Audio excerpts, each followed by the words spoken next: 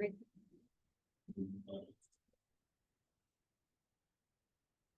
morning, students. Before going into the disaccharide, we'll see one more property of monosaccharide, which is optical activity.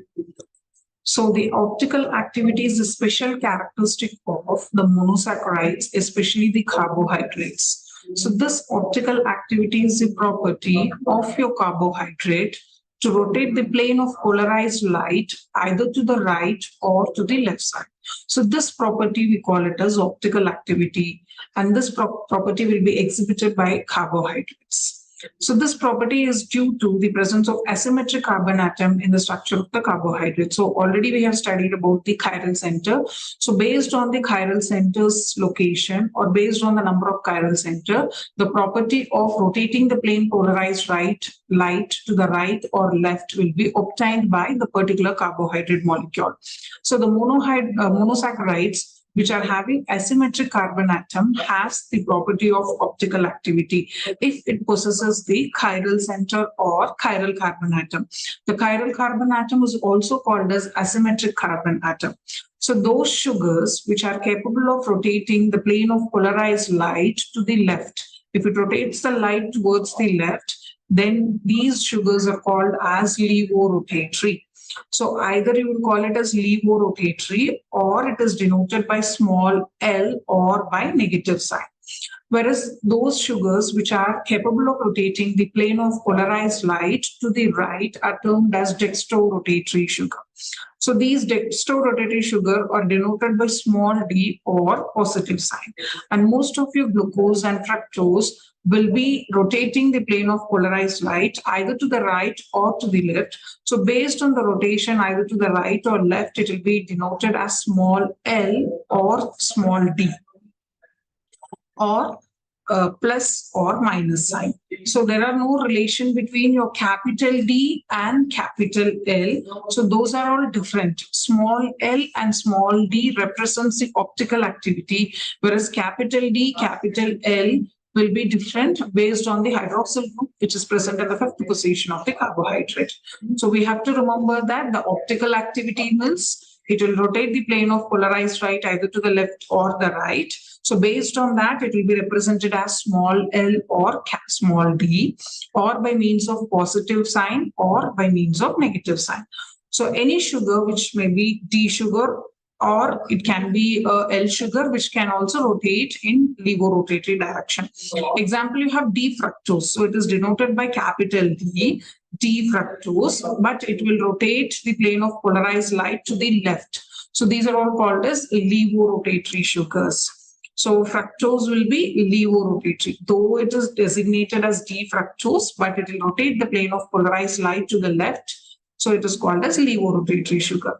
In any solution, glucose is dextrorotatory, and sometimes glucose is also called as dextrose. That is because the glucose is capable of rotating the plane of polarized light towards the right.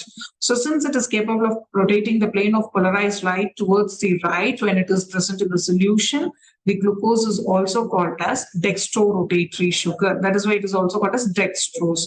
So nowadays we are using positive sign, negative sign to denote the rotation of plane of polarized light either to the right or left.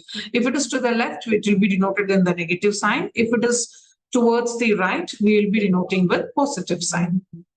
So now you can see if ordinary light is passed in the solution, it just vibrates in all the direction. That's why they had put all the direction arrow marks. So it just spreads ordinarily in all the planes. Whereas the plane of polarized light, when you just pass through the solution or pass through any medium, it just vibrates towards only one plane. So you can see only through this plane. If you are passing through this direction, it will be just vibrating only in that particular direction. That is a major property of your plane of polarized light. So now in the solution, if you have glucose, so already we have discussed glucose is a dextrorotatory sugar. So if we have glucose, so glucose can rotate the plane of polarized light towards the right. So you can see it is rotating like this. So the plane of polarized light from the center, it has started moving towards the right side. That is why it is called as dextrorotatory, or it is denoted by plus sign. In case if the solution has fructose, so fructose can rotate the plane of polarized light towards the left. So you can see the arrow mark.